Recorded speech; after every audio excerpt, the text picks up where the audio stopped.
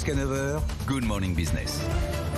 Et à 7h19, nous sommes donc avec Emmanuel Grimaud, fondateur de Maximis Retraite et de simulretraite.fr. On va donc parler retraite évidemment avec vous ce matin et notamment des propositions des deux finalistes à l'élection présidentielle. Emmanuel Macron a donc évoqué cet âge de départ à la retraite à 65 ans avant de rétropédaler, en tout cas d'ouvrir le sujet à discussion. Est-ce que pour vous, c'est ça qui est essentiel, c'est cet âge de départ à la retraite ? Alors, l'âge de départ, c'est effectivement ce qui marque le plus les Français et les électeurs. On ne retient que ça. Les Français, dans les études, sont viscéralement attachés à l'âge de départ à 60 ans. Dans la pratique et dans la vraie vie, on constate que c'est beaucoup moins le cas en réalité. Aujourd'hui, l'âge de départ moyen, c'est un petit peu plus de 63 ans. Et effectivement, on voit des personnes qui disent je vais travailler 6 mois de plus, je vais travailler 1 an de plus. Donc, il y a vraiment un effet communication autour de cet âge qui, en l'occurrence, est assez pénalisant pour le candidat.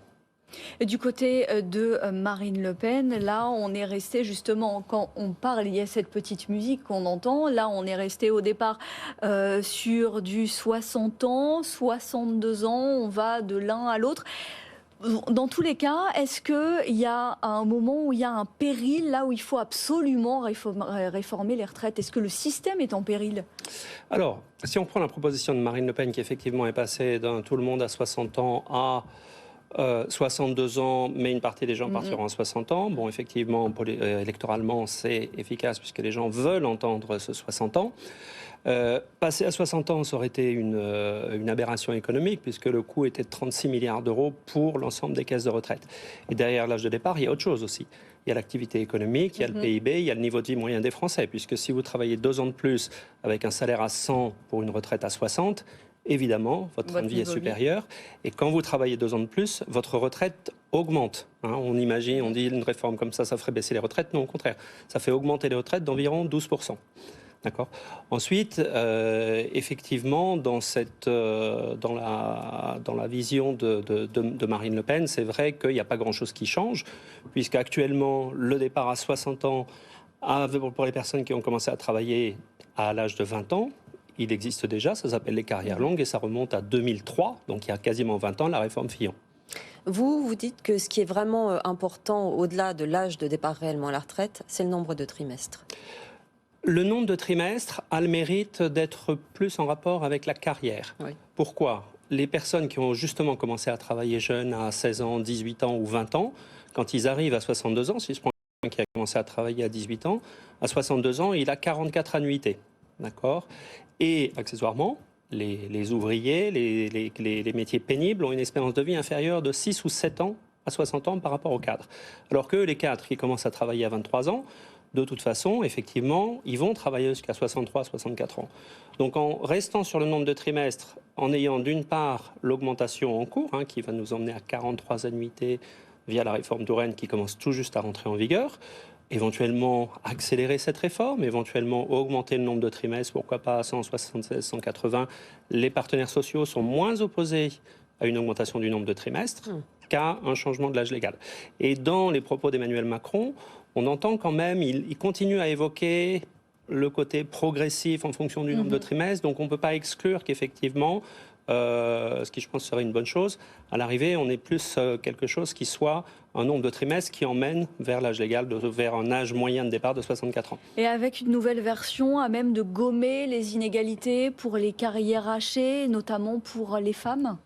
Alors, ça malheureusement, le système actuel est extrêmement pénalisant pour toutes les carrières qui sortent de 35 ans, 40 ans. Donc les précaires, les intérimaires, les femmes sont les premières victimes de ce système qui, dès lors qu'il vous manque 5 ans, vous fait perdre 25% de votre retraite. C'est extrêmement injuste, c'est extrêmement sévère. La réforme, on va dire Delevoye, elle prévoyait de supprimer ce système, mais elle était extrêmement juste, extrêmement favorable pour les femmes. Si on reste dans le système actuel, on peut modifier un petit peu, notamment en disant tiens, on ne va pas demander juste 5 années d'abattement ou plutôt 5 années manquantes, on va mettre l'abattement maximum en étalant un petit peu plus. Mais effectivement, dans ce système, puisqu'on n'a pas voulu faire la réforme de loi, les Français, on va dire, pour un certain nombre, n'ont pas voulu faire, alors qu'elle était très juste, elle a été très mal perçue, alors que c'était une bonne réforme, vraiment d'équité, de justesse et de lisibilité aussi. Un des gros problèmes aujourd'hui du système de retraite, c'est qu'il est tellement complexe que les gens, forcément, en ont peur. Nous, ce qu'on constate au quotidien, c'est qu'en moyenne, ils ont 30% de plus à la retraite que ce qu'ils pensaient avoir. Oui, donc finalement... Il y a une angoisse généralisée, il y a une incompréhension qui font que ça suscite plus de la peur et toute réforme est perçue comme étant forcément négative, ce qui n'était pas le cas à l'époque. Surtout quand on joue, à force de jouer aux comparaisons avec nos voisins européens, on se rend compte que les retraités français, notamment en termes de train de vie, de pouvoir d'achat, sont pas si mal lotis.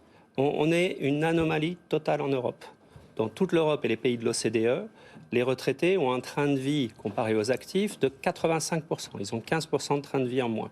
En France, ils ont un indice 105%. Les retraités ont un train de vie supérieur aux actifs. Les retraités ont un taux d'épargne supérieur aux actifs, alors que les Français sont le pays qui épargne, on est le peuple qui épargne le plus dans l'OCDE. Donc c'est totalement paradoxal. Et là encore, on en revient à cette angoisse diffuse qui est, de toute façon, on n'aura rien à la retraite. De toute façon, les caisses de retraite vont faire faillite. Et ce que vous évoquiez tout à l'heure, effectivement, aujourd'hui, l'année dernière, en 2021, l'Agirc-Arrco était en excédent de 2,6 milliards et la CNAV en déficit de 2 milliards. Donc le régime des salariés, qui représente les 2/3 de l'ensemble, était déjà à l'équilibre. Merci beaucoup Emmanuel Grimaud pour ces précisions. Je rappelle que vous êtes fondateur de Maximis Retraite et de simulretraite.fr. Merci d'être venu ce matin dans Good Morning Business.